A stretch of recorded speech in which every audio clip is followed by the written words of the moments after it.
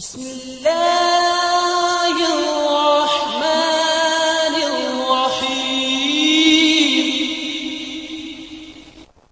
वालेकुम। Math solution में मैं हूं गौरव चतरा।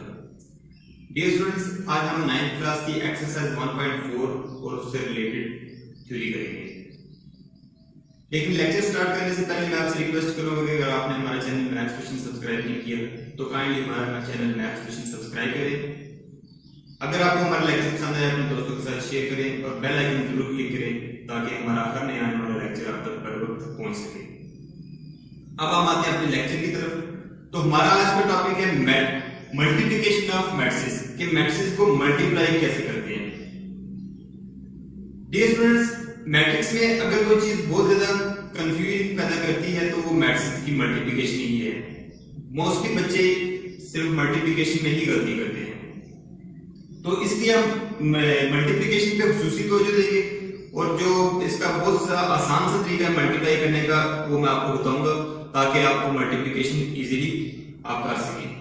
तो जिस तरह मैट्रिक्स की जो एडिशन और सब्ट्रैक्शन है उसमें तमाम मैट्रिक्स आपस में ना तो ऐड हो सकते हैं ना ही सब्ट्रैक्ट हो सकते हैं, कुछ कंडीशंस है तो वो ये बिल्कुल पूरी होंगी तो ही मैट्रिक्स आपस में प्लस या माइनस होते हैं। इसी तरह मल्टीप्लिकेशन के लिए भी कंडीशन है, अगर वो कंडीशन पूरी होती है तो मैट्रिक्स आपस में मल्टीप्लाई होते हैं। वो कंडीशन क्या है कि दो मैट्रिक्स हैं, जो पहला मैट्रिक्स लिखा हुआ है उसके कॉलम्स और जो बाद वाला मैट्रिक्स है उसकी रोज ये आपस में इक्वल होनी चाहिए। अगर ये इक्वल हैं तो वो मैट्रिक्स आपस में मल्टीप्लाई हो सकते हैं, अदरवाइज वो मल्टीप्लाई नहीं हो सकते। कि पहला मैट्रिक्स है 1 2 0 1, इसके कॉलम में 2 और जो बाद वाला मैट्रिक्स है अगर उसके कॉलम है रोज 2 है तो ही मल्टीप्लाई होंगे। अगर मैं इसको लिखूं रोज की मैं 1 लिख लूं, इसके 2 कॉलम है, इसकी रो 1 है तो ये आपस में मल्टीप्लाई नहीं हो सकते। इसके कॉलम 2 है तो इसकी रोज भी 2 होंगी तो ही मल्टीप्लाई होंगे।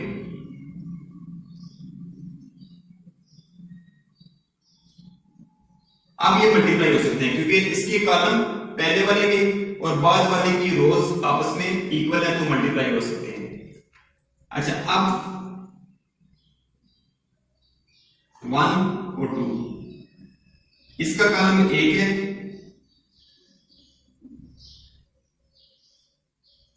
और इसकी भी रो 1 है तो ये भी आपस में मल्टीप्लाई हो सकते हैं। अच्छा, उसके अलावा अगर ये मैट्रिक्स पहले लिखा हो 1 0 और ये मैट्रिक्स बाद में लिखा हो 1 और 2, अब इसमें कॉलम है कितने 2 और इसकी रोज कितनी है 2, तो फिर भी ये मल्टीप्लाई हो सकती है। और अब एक और एग्जांपल चेक करते हैं हम 1 4 3 0, ये मैट्रिक्स हमारे पास और एक मैट्रिक्स हमारे पास 2 1। अब हम देखते हैं पहले मैट्रिक्स में कॉलम कितने हैं। पहले मैट्रिक्स में 2 कॉलम है और दूसरे मैट्रिक्स में रो कितनी है 2, तो ये मल्टीप्लाई हो सकते हैं। लेकिन अगर हम इसको पहले लिखें 2 1 और इस मैट्रिक्स को बाद में लिखें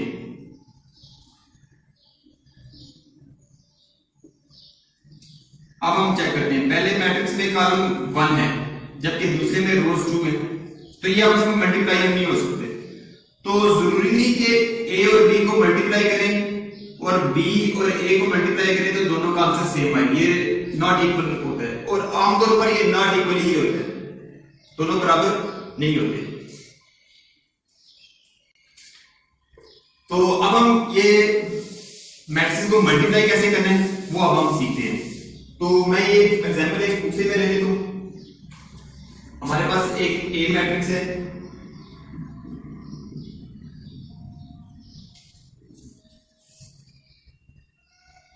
वन 3 2 और -3, जबकि बी मैट्रिक्स है हमारे पास -1 0 3 और 2।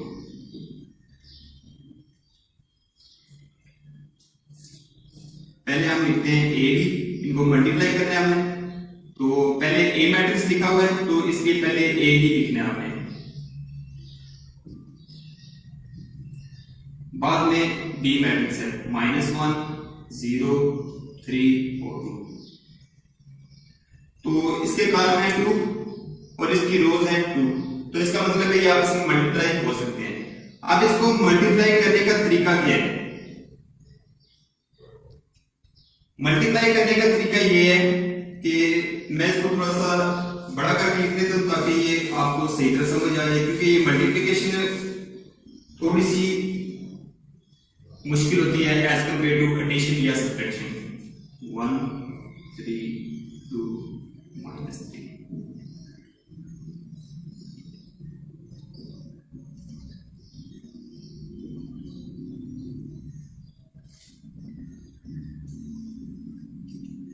इसका तरीका ये है कि जो बाद वाला मैट्रिक्स है उसका पहला कॉलम,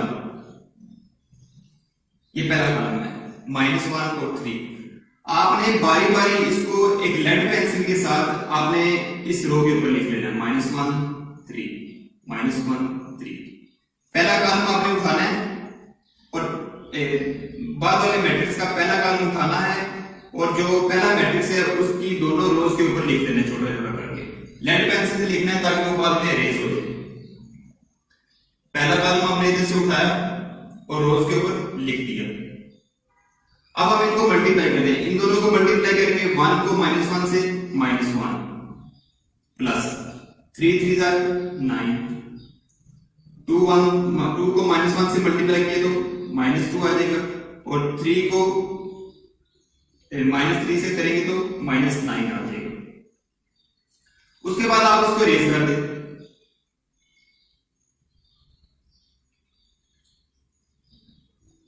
आप सेम प्रोसेस करें दूसरे कॉलम के साथ। आप दूसरा कॉलम उठाना है और बारी बारी लिख देना है 2 0 2 0 और 2, और इनका आंसर आपने दूसरे कॉलम में लिखना है 1 0 0 2 3 6 2 0 0 -2 3 6, ये माइनस इसकी वजह से माइनस है, अगर ये माइनस ना होता तो फिर यहाँ पे हम प्लस लिखते, ये इस माइनस की वजह से यहाँ पे माइनस आ गया। तो अब हम देखते हैं क्या आंसर क्या आता है, ये आ जाएगा 8 6 -11 और -6। तो ये मल्टीप्लिकेशन का एक सिंपल सा तरीका है कि आपने पहला कॉलम उठाना है और बारी बारी दोनों रोज के ऊपर लिख देना है, उसको सॉल्व कर लिया, फिर उसको रेस करके आपने दूसरा कॉलम उठाना है और बारी बारी दोनों रोज के ऊपर लिख के उसको सॉल्व कर देना है। तो इस तरह से मल्टीप्लिकेशन में जो गलती का चांस है वो बहुत कम रह जाएगा। अदरवाइज जो दूसरा तरीका मैं आपको वो भी बता देता हूं, अगर आपको वो इजी लगता है तो आप उस तरीके से भी कर सकते हैं। तो नेक्स्ट जो एक्सरसाइज में हम क्वेश्चन करेंगे वो मैं आपको दूसरे तरीके से करवा दूंगा। अब हम आते हैं अपनी एक्सरसाइज की तरफ 1.4, जो कि पूरी एक्सरसाइज मल्टीप्लिकेशन के बारे में ही है। तो इसका जो पहला क्वेश्चन है कि which of the following matrices is comfortable for multiplication, कि कौन कौन से मैट्रिसेस मल्टीप्लिकेशन के लिए कंफर्टेबल हैं, यानी कि कौन कौन से मैट्रिसेस मल्टीप्लाई हो सकते हैं।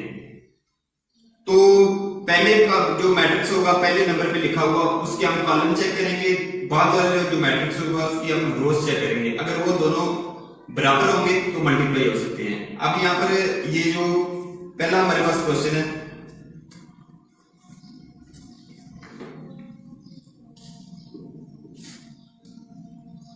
-1 0 -2 और 3, इसमें पहले में कॉलम 2 है, बाद वाले में 2 रोज है, तो ये आपस में मल्टीप्लाई हो जाएगा। इससे जो अगला मैट्रिक्स है 1 -1 1 0 2 -1 1 और 3, अब इसमें कॉलम 2 है और इसमें रोज भी 2 है, तो ये भी आपस में मल्टीप्लाई हो सकता है। तो सिर्फ क्वेश्चन नंबर 3 जो है उसमें मल्टीप्लाई नहीं हो सकता। क्वेश्चन नंबर 3 में क्या है 1 -1 0 1 -1 और 2। तो इसमें कॉलम 1 है और इसमें रोज 2 है, तो ये आपस में मल्टीप्लाई नहीं हो सकता क्योंकि पहले के कॉलम और दूसरे की रोज आपस में बराबर नहीं है, तो इस तरह से ये मल्टीप्लाई नहीं हो सकता। तो ये हमारा पहला क्वेश्चन सिर्फ इसी बारे में था कि हम इसमें सिर्फ ये बताते हैं कि कौन कौन से मैट्रिक्स मल्टीप्लाई हो सकते हैं और कौन से मैट्रिक्स मल्टीप्लाई नहीं हो सकते। Yes, student. Next, question number 2. If a is equal to 3 0 -1 2, b है हमारे पास 6 and 5, find ab and ba if possible, कि अगर b a निकलता है पहले हम निकालेंगे ab,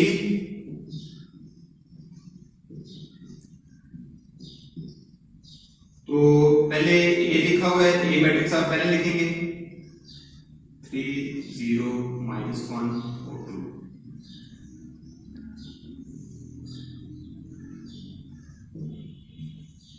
तो मल्टीप्लिकेशन का मैंने तरीका आपको ये बताया था कि जो सेकंड मैट्रिक्स होगा उसका आपने पहला कॉलम उठाना है, तो इसके अंदर तो है ये कॉलम, तो आपने इसी को उठाना है और बारी बारी इन दोनों रोज के ऊपर लिख देना है 6 5 6 5। ये तरतीब भी चेंज करनी, पहले 6 है तो 6 पहले लिखना है, बाद वाला 5 है तो 5 लिखना है, इसी तरह लिख देना ये। अब नेक्स्ट स्टेप में इनको मल्टीप्लाई करना है, इन दोनों को मल्टीप्लाई और इन दोनों को मल्टीप्लाई करके दरमियान में प्लस लिखना है आपने। 3 6 18 प्लस 5 0 0। अच्छा जी, अब यहां पर आते हैं हम 6 -1 -6 और 5 2 10। तो एक ही इसका कॉलम है, तो ये फिर मल्टीप्लिकेशन इधर ही खत्म हो जाएगी। अगर दूसरा कॉलम होता तो हम इसको रेज करके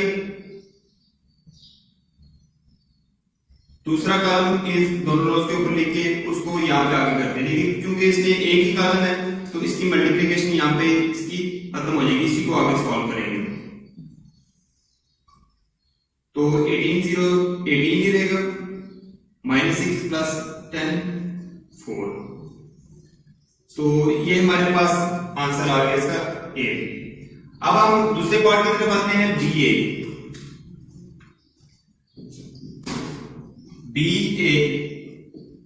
तो पहले आप लिखेंगे आप बी 6 5,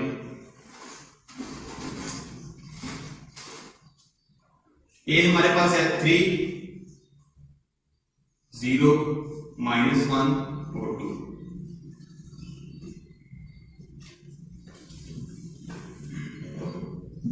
अब देखते हैं कि ये कंडीशन मल्टीप्लिकेशन की पूरी होती है या नहीं। पहले के कॉलम और दूसरे की रो बराबर होने चाहिए, तो इसमें कॉलम 1 है, रो इसमें 2 है, तो ये आपस में मल्टीप्लाई नहीं हो सकता। तो लिखेंगे मल्टीप्लाई मल्टीप्लिकेशन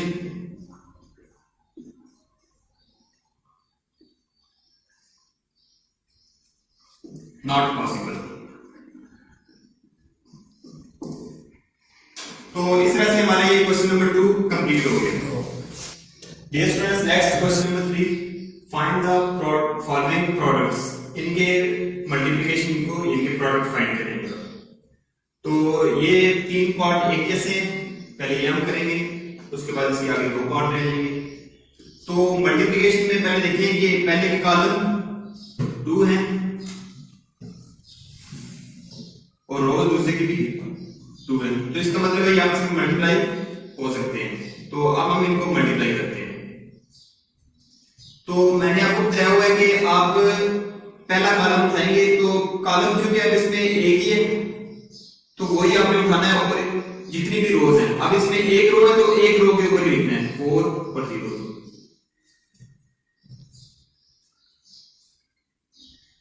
पहला कॉलम आपने उठा के दूसरी पहले जो पहला मैट्रिक्स था उसकी रो के ऊपर लिखना होता है, वो हमने लिख दिया।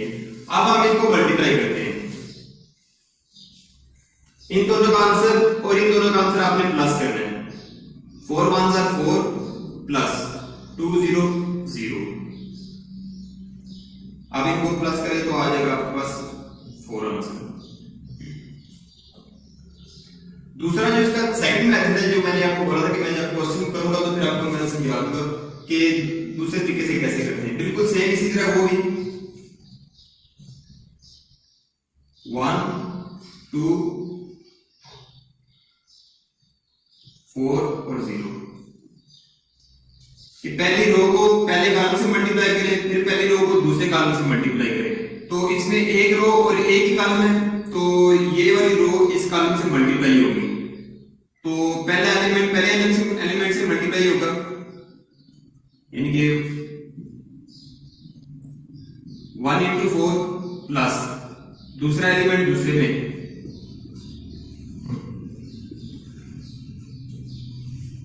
तो ये आपके पास आ जाएगा 4 प्लस 4 into 1 4, 2 into 0 0, तो आपके पास 4 ही आंसर आ जाएगा। तो ये वाला मेथड ज्यादा सिंपल है, तो आप कोशिश करें कि आप इसी तरीके से क्वेश्चन करें। अब हम आते हैं सेकंड क्वेश्चन की तरफ। तो इसमें भी उसी तरह ही करना है, आपने पहला कॉलम उठाना है, आपने एक ही कॉलम है वही आप उठाएं और लेड पेंसिल से आप इसके ऊपर लिख दें 4 - 4। अब इन दोनों का प्रोडक्ट और इन दोनों का प्रोडक्ट आपने प्लस करना है।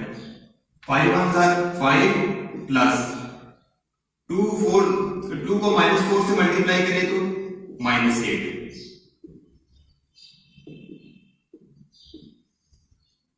तो आ जाएगा 5 - 8, ये -3। अब इसी तरह ये थर्ड क्वेश्चन है, बड़ी सिंपल मल्टीप्लिकेशन है। यहां से भी आपने पहला कॉलम उठाना है, एक ही कॉलम है, बार बार बारी बारी आप इस पे लिख दें। एक ही रो है तो इस एक ही रो पे लिखेंगे, तो दरम्यान में प्लस आ जाएगा। इन दोनों का प्रोडक्ट और इन दोनों का प्रोडक्ट, यहां पर 4 को -3 से मल्टीप्लाई करें तो -12 हो जाएगा, और 0 को 0 से मल्टीप्लाई करेंगे तो 0 ही आ जाएगा। तो जब इनका डिफरेंस लेंगे तो ये -12 हो जाएगा। तो ये हमारे तीनों पार्ट कंप्लीट हो गए। डियर स्टूडेंट्स, 3 का ये फिफ्थ पार्ट। अब इसमें जो पहला मैट्रिक्स है, इसमें 2 कॉलम है, फर्स्ट कॉलम और सेकंड कॉलम, और सेकंड में जो रोज है वो भी 2 है, तो इसका मतलब है ये आपस में मल्टीप्लाई हो सकती है।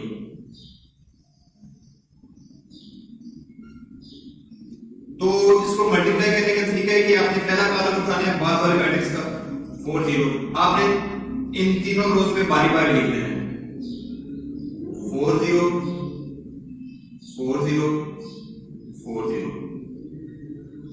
अब पहले इन दोनों का प्रोडक्ट प्लस करेंगे, 4 1 4 प्लस 2 0 0।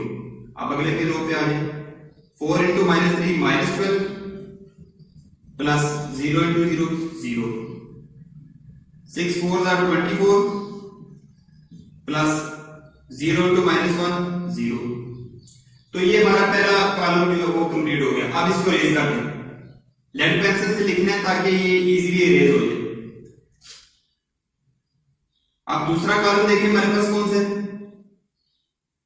5 और -4, तो 5 और -4 5 -4 5 -4, जितनी भी रोज है सब के ऊपर लिखना है।